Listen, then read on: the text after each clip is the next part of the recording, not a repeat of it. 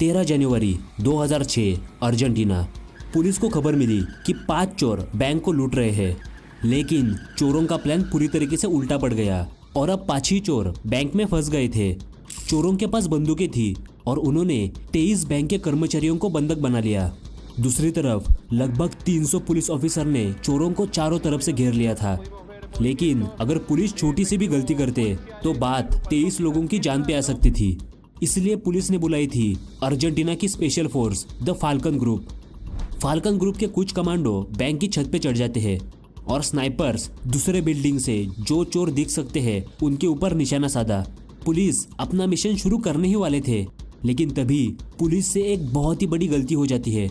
एक चोर falcon group के कुछ कमांडो को देख लेता है और गुस्से में चोर पुलिस को फोन पे कहता है, अगर आपने फाल्कन ग्रुप को बैंक की छत से नीचे नहीं उतारा तो मैं बैंक के कर्मचारियों को एक के बाद एक मारना शुरू कर दूंगा।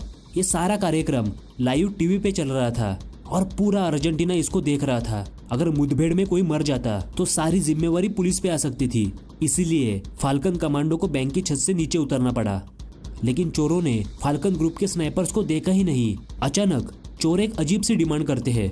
वो पुलिस को कहते हैं कि हमें 5 पिज्जा ला के दे दो। 5 पिज्जा, और वो भी बैंक रॉबरी के बीच। कहीं जेल में जाने से पहले चोर कुछ अच्छा खाना ना चाहते हो, ये सोच के पुलिस पिज्जा लेने चली गई। लेकिन जब पुलिस पिज्जा लेके वापस आ गई तब चोर फोन ही नहीं उठा रहे थे।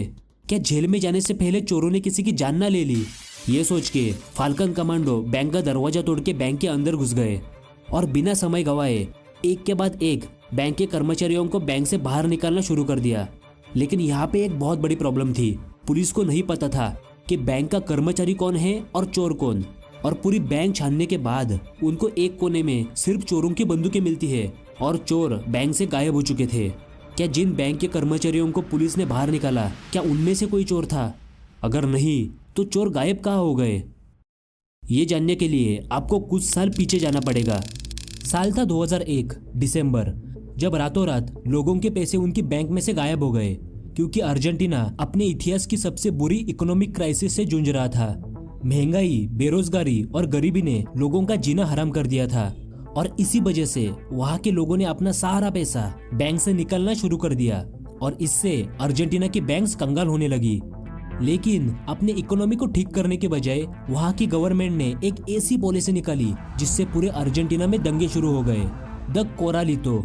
इस पॉलिसी के तहत अर्जेंटीना का कोई भी व्यक्ति अपने बैंक अकाउंट से 250 पैसों के ऊपर नहीं निकाल सकता था। मतलब लोगों के खुद के पैसे बैंक ने उनको देने से ही मना कर दिया। लेकिन इससे लोगों का बैंक पर से भरोसा ही उड़ गया और इकोनॉमी और भी नीचे गिर गई और पैसों की वैल्यू बैंक में बड़े बड़े रद्दी के बराबर हो गई। बहुत सारे लोगों ने तो अपनी जिंदगी भर की सारी कमाई खो दी। जहाँ पे कुछ लोगों ने इसके खिलाफ आंदोलन किए, रास्ते पे उतरकर दंगे भी किए, वहीं पर कुछ लोगों ने बैंक से बदला लेने का तय किया। बैंक को लूटना एक कला होती है, ये कहना था इस पूरे बैंक रॉबरी के मास्टरमाइंड फर्नांडो अराउहो का। और सितंबर 2004 में उसने बैंक रॉबरी की प्लानिंग शुरू कर दी। उसका टारगेट था आकासुसो शहर की द रियो बैंक। सबसे पहले फर्नांडो अपनी खबरी से बैंक की पूरी जानकारी निकालना शुरू कर देता है। दरअसल बैंक को 2 तरीके से लूटा जा सकता है। पहला रास्ता तो जब बैंक बंद हो, यानी कि रात को, और अगर रात को बैंक लूटनी है तो वो सुरंग खोद के ही लूटनी पड़ेगी। इसीलिए फर्नांडो सुरंग खोदने की प्लानिंग शुरू कर देता है। पहली बात तो उसको बैंक के पास ही एक घर खरीदना पड़ेगा और उस घर से एक अंडरग्राउंड सुरंग खोदनी पड़ेगी, क्योंकि सारे लॉकर्स बैंक के बेसमेंट में थे। लेकिन इससे पहले फर्नांडो ने एक गड्ढा भी नहीं खोदा था, तो सुरंग खोदना तो दूर की बात, कहीं ऐसा ना हो जाए कि सुरंग बनाते बनाते वो बीच में ही ढह जाए। इसीलिए वो बैंक के यहाँ जमीन का मुआवना करने चला गया। वो बैंक के सामने खड़ा रह के कैसे सुरंग खोदी जाए ये सोच ही रहा था। लेकिन तभी उसको एक अजीब सी चीज दिखाई दी। उसके पैरों के नीचे एक मेटल की प्लेट थी। ये क्या चीज है, ये जानने के लिए वो उस मेटल की प्लेट को फॉलो करने लगा और उसको दिखाई दिया कि हर 10 मीटर के अंतराल पे वो मेटल की प्लेट्स बिछाए गए थे। और लगभग बैंक से 1 किलोमीटर दूर जाने के बाद उसके सामने एक नदी थी। मतलब ये मेटल की प्लेट्स तो एक मैनहोल थे जो कि नाले में जाने के लिए बनाए गए थे।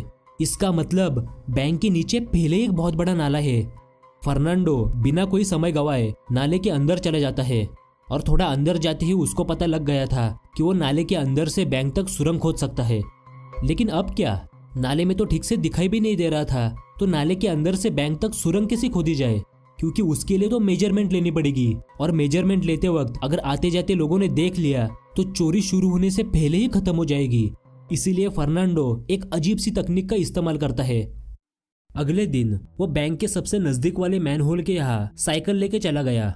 फिर एक मीटर टेप में छोटा सा हुक लगा के चुपके से मैनहोल के अंदर डालता है।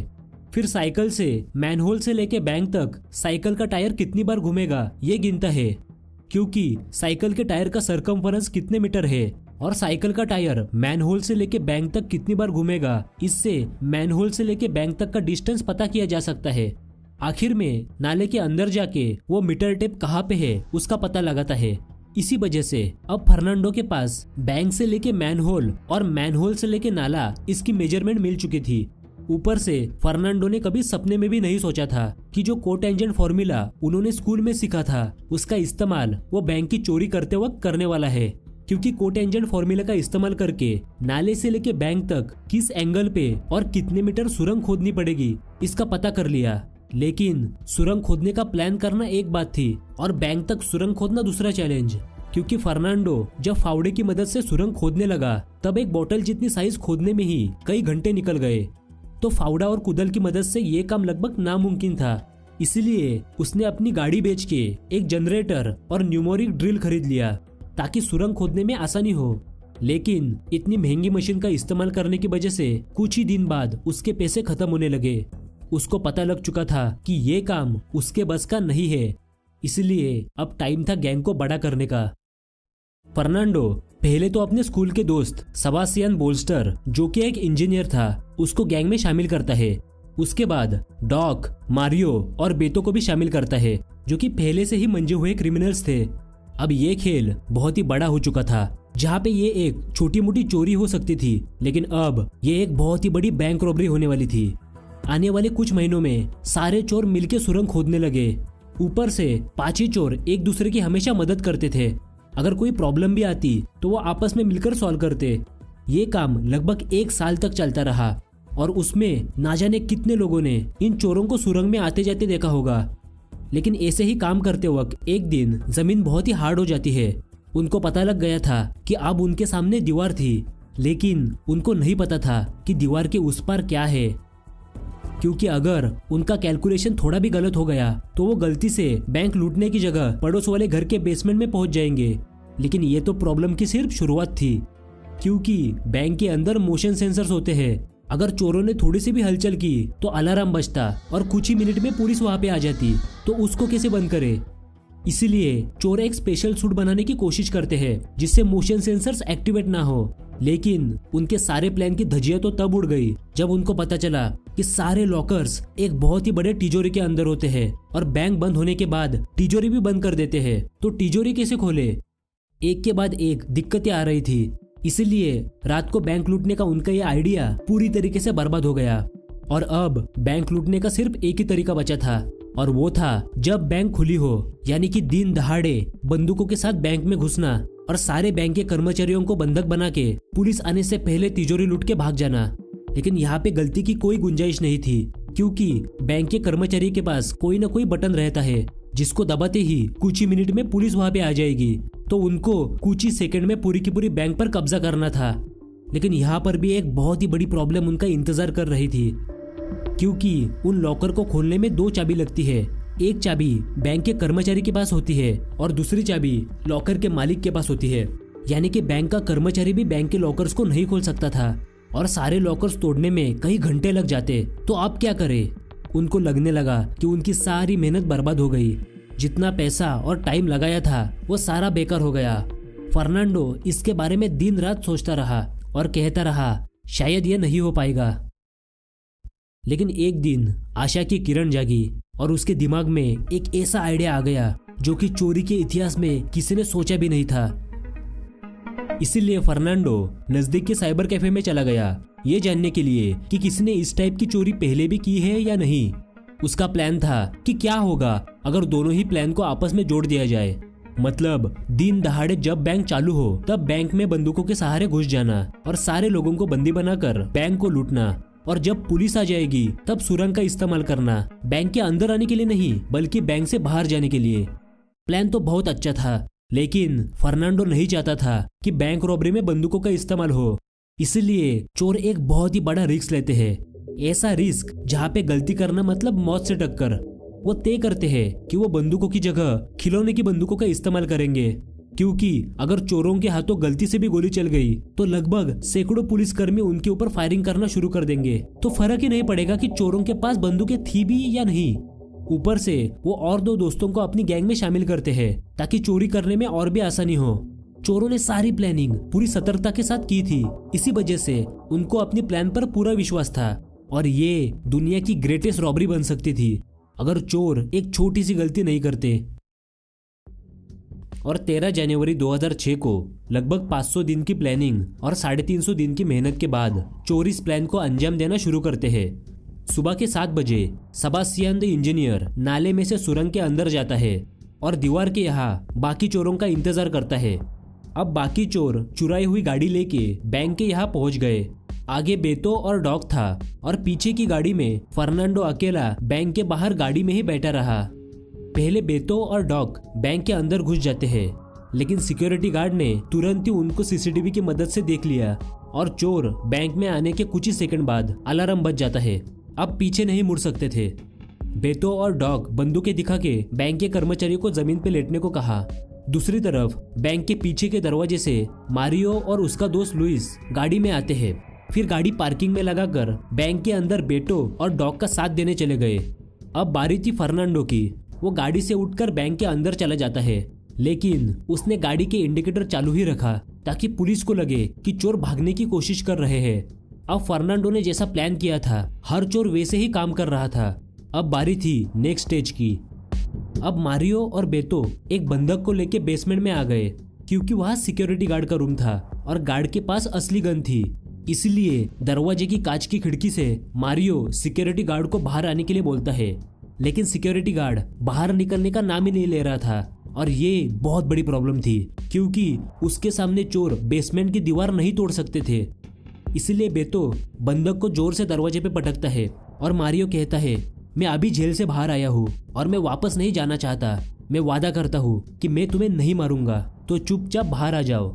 गार्ड को नहीं पता था कि चोरों के पास खिलौने की बंदूकें हैं, इसलिए गार्ड कहता है, मैं बाहर आ रहा हूँ, लेकिन बैंक के कर्मचारी को कुछ मत करो।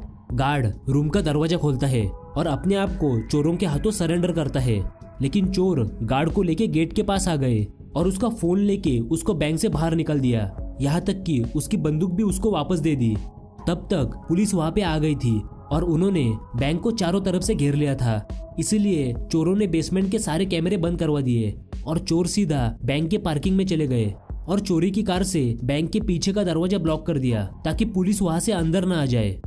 और लगभग 12:30 बजे फर्नांडो सेबास्टियन को दीवार तोड़ने का ऑर्डर देता है, जो कि इतने वक्त से सुरंग में ही बैठा रहा। और ये सबसे इम्पोर्टेंट स्टेज थी, क्योंकि चोरों का बाहर निकलने का सिर्फ एक ही रास्ता था। जैसे ही सेबास्टियन दीवार तोड़ता है, बाकी चोर कार की डिक्की में से अपना आखिरी हथियार निकालते हैं, द पावर कैनन, जिसको सेबास्टियन द इंजीनियर ने खुद लॉकर तोड़ने के लिए बनाया था। इसके मैकेनिक्स बहुत सिंपल थे। एक लोहे के पाइप में पीछे के साइड लेंथ एडजस्ट करने के लिए टेलीस्कोपिक मैकेनिज्म होता है ताकि पीछे सपोर्ट मिले, और आगे की साइड हाइड्रोलिक से चलता है, जो कि लॉकर के ऊपर धीरे धीरे प्रेशर डालता है तब तक जब तक कि वो टूट ना जाए। सेबास्टियन ने पावर कैनन इतना जबरदस्त बनाया था कि वो सिर्फ 7 सेकंड में एक लॉकर तोड़ सकता था, लेकिन उसके सामने कुल 400 लॉकर्स थे और फर्नांडो ने सेबास्टियन को सिर्फ 2 घंटे दिए। सेबास्टियन पावर कैनन को असेंबल करके लॉकर तोड़ने लगा। उसके पास ये देखने का भी टाइम नहीं था कि लॉकर में क्या है, तो बाकी चोर सारा माल बोरिया में भरने लगे। सारी चीजें चोरों के हिसाब से चल रही थी, लेकिन तभी अर्जेंटीना की special force the falcon group आती है। इसीलिए मारियो फर्स्ट फ्लोर में जाके सिक्योरिटी गार्ड के फोन से उनसे नेगोशिएशन करने लगा, लेकिन उसका मकसद सिर्फ और सिर्फ टाइम पास करना था ताकि सेबास्टियन नीचे बेसमेंट में सारे लॉकर्स तोड़ सके। पुलिस की तरफ ही चोर आपस में वॉकी टॉकी से बात कर रहे थे, लेकिन चोरों के वॉकी टॉकी में एक डायल था जो कि आसपास के फ्रीक्वेंसी पकड़ सकता था। लेकिन जब फर्नांडो उस डायल को घुमाता है तब उसको सुनाई दिया, मैंने ऊपर वाले के ऊपर निशाना साधा है और मैंने नीचे वाले के ऊपर निशाना साधा है। ये फाल्कन ग्रुप एक दूसरे से बोल रहे थे। मतलब अगर पुलिस बोलेगी कि मिशन शुरू करो तो बेतो और मारियो जो कि खिड़की के पास थे उनका गेम बच जाएगा। लेकिन बेतो ने उनको देख लिया और वो फर्स्ट फ्लोर जाके मारियो से फोन लेता है और फाल्कन ग्रुप को कहता है कि आपके कमांडो अभी के अभी नीचे उतारो, नहीं तो मैं बैंक के कर्मचारियों को एक के बाद एक मारना शुरू कर दूंगा। फिर से पुलिस को नहीं पता था कि चोरों के पास खिलौने की बंदूकें हैं, इसीलिए फाल्कन कमांडो नीचे उतरते हैं। हालांकि चोरों को लगा कि स्नाइपर भी नीचे उतर गए, लेकिन वो तो चोरों के ऊपर निशाना साधे हुए थे। अब तक 2 घंटे खत्म हो चुके थे और सेबास्टियन 400 में से सिर्फ 143 लॉकर ही तोड़ पाया। लेकिन सारे एविडेंस मिटाने में थोड़ा टाइम और जाएगा, इसीलिए अब बारी थी स्टेज पिज्जा की। चोरों ने बेसमेंट से लूटा हुआ सारा माल सुरंग के अंदर डालना शुरू कर दिया। दूसरी तरफ मारियो पुलिस को कहता है हम सरेंडर करने को तैयार है, लेकिन पुलिस स्टेशन में बहुत टाइम चला जाएगा। इससे अच्छा हम सरेंडर करने से पहले हमें 5 पिज्जा और सोडा लाके दे दो। और पुलिस चोरों के जाल में फंस के पिज्जा लेने चली गई। और जब तक पुलिस पिज्जा लेके वापस आ गई तब तक सारे चोर सुरंग में से नाले में पहुंच गए थे। चोरों को जल्द से जल्द पैसे लेके शहर से बाहर भाग जाना था, क्योंकि अभी भी पुलिस उनके पीछे आके उनको पकड़ सकती थी। इसीलिए उन्होंने नाले के अंदर ही मोटर वाली बोट्स तैयार रखी थी, जिसमें सारे पैसों की बोरियां डाल के वो भागने के लिए रेडी थे। चोरों को पता था कि जिस दिशा में पानी का बहाव जा रहा था, यानी कि नदी की तरफ, पुलिस उस दिशा में चली जाएगी। इसीलिए चोर दूसरी दिशा में जाना शुरू करते हैं, यानी कि शहर के अंदर। लेकिन यहाँ चोरों को अलग दिक्कतों का सामना करना पड़ा, क्योंकि शहर के बीचों बीच कड़ी धूप में सारे लोगों के सामने पैसों की बोरियां मैनहोल से बाहर कैसे निकाले। और इसी का सोल्यूशन निकालने के लिए चोर एक दिन बेटो के घर में मिल गए और वहाँ पे बेटो की पत्नी भी खड़ी थी, जिसको देख के बाकी चोरों को बहुत गुस्सा आ गया, क्योंकि ये बहुत ही सीक्रेट मिशन था। लेकिन क्योंकि उसकी पत्नी को पता था कि उसका पति कितना बड़ा चोर है, इसीलिए इस मामले को उधर ही दबा दिया। लेकिन बेटो के पास एक वैन थी, जिसको देख के चोरों के दिमाग में एक आइडिया आने लगा और चोरों ने वैन को मॉडिफाई करना शुरू कर दिया। चोर इस वैन के बीचों बीच एक बहुत ही बड़ा होल बनाते हैं। बाद में वैन की खिड़की को काला कलर कर दिया ताकि किसी को पता न चले कि अंदर क्या चल रहा है। और वो वैन शहर के बीचों बीच वाले मैनहोल के ऊपर लाके खड़ी कर दी और धीरे धीरे पैसों की बोरियां मैनहोल से वैन में रखने में चोर कामयाब हो गए। और उसी वैन में बैठकर सारे चोर शहर के बाहर निकल जाते हैं। दूसरी तरफ चोरों से कोई बात ना होने की वजह से पुलिस बैंक में धावा बोलती है और एक के बाद एक सारे बैंक के कर्मचारियों को बाहर निकलती है। पुलिस के लिए हर एक इंसान सस्पेक्ट था और पूरी बैंक का चप्पा चप्पा ढूंढने के बावजूद चोरों का कोई आता पता नहीं था। पुलिस को तो सिर्फ चोरों की खिलौने की बंदूकें मिलती है, लेकिन चोर दीवार तोड़ के अंदर आने की वजह से बेसमेंट के एक कोने में थोड़ी धूल पड़ी थी। इसी वजह से पुलिस को थोड़ा शक हो जाता है और उन्होंने वहां का कबर्ड साइड किया और पुलिस को वो सुरंग दिख गई। पुलिस ने बिना समय गवाए सुरंग में से नाले में जाने की कोशिश करते हैं और नीचे उतरने के बाद जैसे कि चोरों ने सोचा था वैसे ही पुलिस नदी की दिशा में चले गए। और ये सारा कार्यक्रम चोर टीवी पे देख रहे थे। उन्होंने अपने हिस्से के पैसे बांटकर तय किया कि आज के बाद वो एक दूसरे को कभी नहीं मिलेंगे और सारे चोर अपने रास्ते निकल गए। उनको लगा कि ये तो कहानी का अंत है, लेकिन अब उनको अपनी छोटी सी लापरवाही की सजा मिलने वाली थी। क्योंकि चोरी के कुछ ही हफ्ते बाद जब बेतो अपने पैसे लेने के लिए बेड खोलता है, तब वो देखता है कि उसके कुछ पैसे गायब हो चुके थे। उसको तो समझ ही नहीं आ रहा था कि हुआ कैसे। कहीं ऐसा तो नहीं कि किसी ने उसके पैसे चोरी कर लिए, यानी कि चोर के घर से चोरी। वो घबराहट में अपनी पत्नी को पूछता है और उसकी पत्नी बोलती है कि पैसे उसने लिए थे, सिर्फ 3-4 बैग्स। ये सुनते ही बेतो अपनी पत्नी के ऊपर जोर से चिल्लाता है, क्योंकि 3-4 बैग मतलब 1.5 करोड़ रुपए। उसके और उसकी पत्नी के बीच जोर से झगड़ा होता है और गुस्से में उसकी पत्नी घर छोड़ के चली गई, अपने मायके नहीं बल्कि सीधा पुलिस स्टेशन। और चोरी कैसे हुई, चोरी में उसके पति का क्या हाथ है और चोरी में कितने लोग थे, इसकी सारी इंफॉर्मेशन पुलिस को बता देती है। फिर क्या था, पुलिस ने पहले बेतो को पकड़ा और उसकी फोन की मदद से बाकी चोरों की लोकेशन पता कर ली और धीरे धीरे सारे चोर जेल की सलाखों के पीछे आ गए। लेकिन कहानी अभी तक खत्म नहीं हुई थी, क्योंकि चोर अपनी आखिरी चाल चलने वाले थे। क्या है ना, अगर कोई भी क्राइम करते वक्त जानलेवा हथियार का इस्तेमाल किया जाए तो सजा बहुत ज्यादा होती है, और ये बात चोरों को पहले से पता थी। इसीलिए उन्होंने खिलौने की बंदूकों का इस्तेमाल किया था ताकि पकड़े जाने पर सजा कम हो। इसी कारण चोरों ने बैंक लूटने के बाद बंदूकें वहां पे ही छोड़ के चले गए और इसी वजह से फर्नांडो और सेबास्टियन को तो सिर्फ 2 से 3 साल की सजा होती है और बाकी चोर जिन्होंने पहले से ही बहुत बड़े बड़े क्राइम किए थे उनको भी सिर्फ 6 से 8 साल की सजा होती है। लेकिन चोरों ने कुल कितना पैसा लूटा था ये उन्होंने कभी ढंग से बताया ही नहीं। इसी वजह से कुछ पैसे चोरों ने पुलिस को कभी वापस किए ही नहीं। अगर आपको ऐसे ही और वीडियोस देखनी है तो वीडियो को प्लीज लाइक और चैनल को सब्सक्राइब करें।